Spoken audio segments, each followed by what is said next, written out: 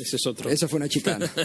Ya quiero entrar, lo quiero chicanear un poquito ya, Santoro. Está demasiado, Están muy, ¿qué pasa en el frente de todos? Están algunos en estado zen, otros exaltados, otros quieren romper todo, lo apuran al presidente públicamente. Sí. ¿Qué pasa? Me sumo a las declaraciones de Andrés Larroque que vos recuperabas recién. Sí. Me parece que hay que dejar de rosquear y además hay que dejar el egoísmo y el narcisismo de lado porque si no es muy complicado hacer política. Y el narcisismo en la política es fulero, Sí, es porque fulero. estamos en un contexto donde la gente le está pasando muy mal y si la sociedad percibe que los políticos se preocupan de los problemas de los políticos, el contrato social se puede romper.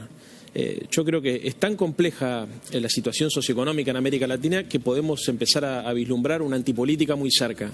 Así que no solamente estamos hablando de personas que conspiran contra su propio espacio político, aquellos que están todo el tiempo viendo si sacan un título, castigando a un compañero para tratar de llevar agua para su molino, sino que incluso además no ven el peligro inminente de que efectivamente en algún momento se rompa esa relación con la sociedad y se vuelvan, que se vayan todos como en el 2001. Esto es un problema en toda América Latina. Lo peor, como ocurrió en el 2015, el espacio de la derecha. Claro. Eso es lo peor.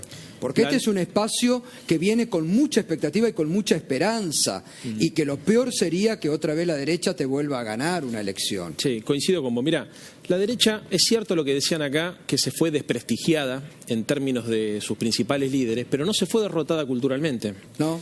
Nosotros tenemos una derecha fuerte porque tenés el 40% histórico del antiperonismo y además un montón de dispositivos que no son políticos pero que forman parte de la oposición. Los medios de comunicación, un sector importante del poder judicial, todavía algunos sectores de los grupos de inteligencia, el poder económico financiero que forma opinión. Entonces, esto es lo primero que nosotros tenemos que identificar. No está derrotada culturalmente la derecha. La derecha está fuerte. El que está desprestigiado es Macri, pero el proyecto está. No, pero además, ¿sabés lo que tienen? Que vos te das cuenta que esto es lo que yo siempre marco y hago la advertencia al frente de todo. Están disciplinaditos. Claro. Lo sacan a Macri, obviamente, pero están disciplinaditos. Sí. Fíjate la reacción que hubo el otro día por algo que vos pusiste en las redes a defender a Patricia Bullrich, sí, que es indefendible con las cosas que hace Patricia Bullrich. Sí. Pero están disciplinaditos. Son profesionales para hacer política. Esta es la verdad. Nosotros tenemos mucho voluntarismo, mucha mística, mucha fuerza. De abajo para arriba viene nuestra fuerza, de la sociedad viene hacia la política. Pero, obviamente, o sea, la dificultad que vos tenés cuando confrontás contra estos tipos es que están coachados, tienen una visión profesional de lo que pasa en la sociedad porque le dan mucha importancia a las encuestas de opinión, saben qué es lo que van a decir, cómo lo van a decir, han estudiado. ¿Cómo van a mentir? Exactamente. ¿Cómo van a mentir? Bueno, esto forma parte de la manipulación de la opinión pública, el cinismo es básicamente esto. Ahora, hay un dato, Cato. ¿Cuál es el error nuestro? Yo creo que nosotros tenemos una apreciación equivocada de la sociedad. Como espacio político, ¿no? Yo digo, hay una percepción binaria. Nosotros suponemos que estamos nosotros, los que estamos de este lado, los que miramos C5N, que están ellos, los que nunca nos votarían, que son los que miran TN, y en el medio no hay nada. Claro. Y es un error. Es un error. Porque ¿qué es lo que hace el PRO? El PRO le habla, además de su propia base electoral, a ese sector que está en el medio. Los moderados. Bueno, son los moderados. Los moderados te ayudan a ganar o a perder una elección. Exactamente. Ahí vos no podés tener blanco o negro. Tenés que fijarte. Por eso, la verdad que yo creo que en esto coincidimos, lo hemos hablado en otros momentos, pero no entiendo los cuestionamientos hacia el presidente, porque frente a esta pandemia inédita, labura en forma conjunta con Horacio Rodríguez Larreta, que es la mejor demostración que la dirigencia política unida está dando a la sociedad desde el retorno de la democracia. Sí. Realmente uno no entiende esos cuestionamientos. Bueno, ¿qué es lo que sucede? Primero, obviamente, hay una lógica binaria que me parece que dificulta mucho la construcción de mayoría. En segundo lugar, además, se niega cuál es la complejidad de la Argentina. La Argentina es un país donde conviven muchos países adentro. O sea, nosotros tenemos una construcción plural, básicamente porque la sociedad es plural. Entonces vos tenés al movimiento PYME, al movimiento industrial, a los movimientos sociales, a los que están sin laburo. Todo eso hay que articularlo y hay que mantenerlo, pero además hay que ampliarlo. Estamos obligados a tener un discurso de amplitud. Obligados. ¿Por qué? Porque la derecha tiene un mecanismo de pinzas. Ellos tienen una lógica, digamos, si se quiere, políticamente correcta, que lleva adelante Larreta, Vidal, todos ellos, pero también tienen un sector radicalizado que se ha radicalizado por derecha. Entonces, si nosotros caemos en la tentación de salir a contraponer nuestras posiciones políticas con la radicalización de la derecha, generamos un agujero en el medio, que es por donde se nos van los votos del medio moderado que nos permitieron ganar la elección. Exacto. Entonces, hay que entender, el continente está gobernado por fuerzas reaccionarias reaccionarias y conservadoras, algunas dictaduras, como el caso de Bolivia. Tenemos dificultades enormes por el grado de endeudamiento que hemos recibido, que nos restringe muchísimo. La restricción que nosotros tenemos en el contexto de la renegociación de la deuda externa me parece que no es evaluada por algunos compañeros.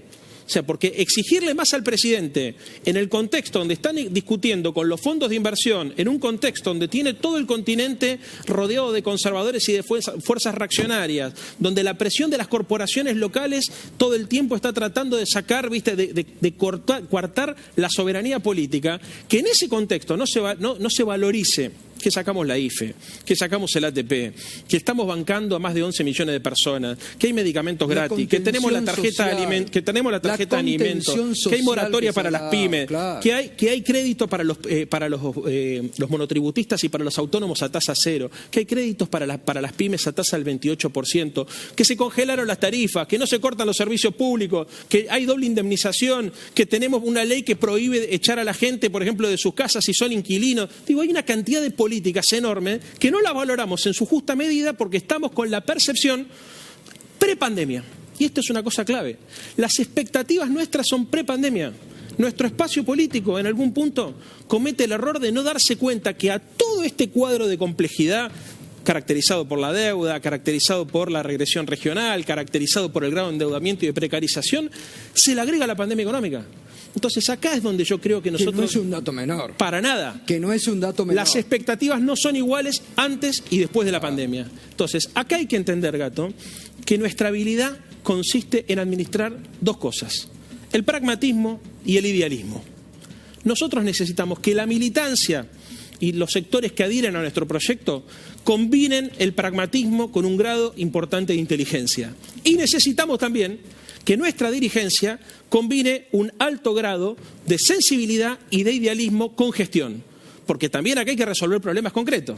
O sea, si nosotros no ponemos el norte en el plan Procrear, en crear viviendas, si no ponemos el norte en cobrar efectivamente un impuesto a la riqueza, si no ponemos el norte además, en la reforma judicial, es difícil pedirle a la gente que entienda. Entonces, esto es el equilibrio entre el pragmatismo y el idealismo. Es cabeza y corazón. No es solamente buena voluntad. Si no entendemos que hay que combinar estas dos cosas, vamos a tener serias dificultades para transitar los próximos años, que van a ser años difíciles. Pero además hay que aprender de los errores, porque si uno, hoy el Frente de Todos, no mira en perspectiva lo que pasó en el 2015, cuando en el sector que en ese momento estaba en el gobierno y en el poder, se radicalizaron, se aislaron, expulsaron dirigentes y le dieron paso al macrismo, no se puede repetir la misma historia. Ya tenés una historia que te llevó a la derrota, tenías un candidato y no lo nombrabas, lo ignorabas el nombre. No podés volver a los sectarismos que te hicieron perder una elección. Mirá, hay que aprender de la historia. Hay que buscar la amplitud también. Yo tuve hace unos días un encontronazo con un dirigente del peronismo, que no quiero nombrar. Con un dirigente del peronismo que no quiero nombrar, la gente ya sabe. ¿Qué ocurrió? Se viralizó esa pelea. Peleé entre comillas porque yo no peleé, digamos, porque entendía que lo que había que hacer era pregar por la unidad para no darle letra a los que hablan de las internas. Sí, que le están dando letra todos los días. ¿Quién terminó viralizando eso?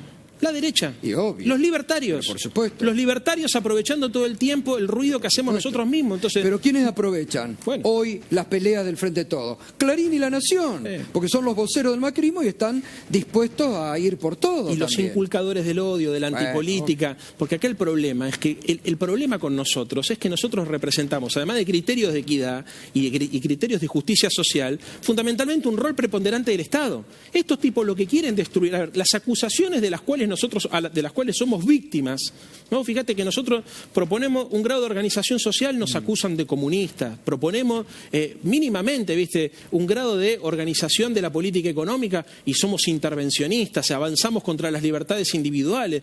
Acusaciones que son verdaderamente delirantes. ¿Por qué? Porque lo que están tratando de hacer es socavar el consenso social que permitió la movilidad social ascendente que caracterizó históricamente al peronismo.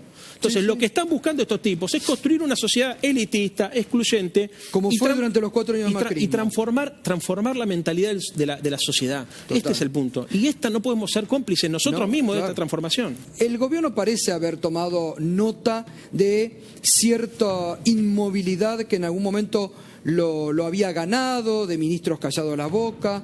y ahora se viene el jueves la reforma judicial, el presidente está preparando la batería de 60 medidas económicas, el miércoles, jueves, debate de la ley de moratoria amplia para todos los sectores, sin exclusiones, como hacía el macrismo.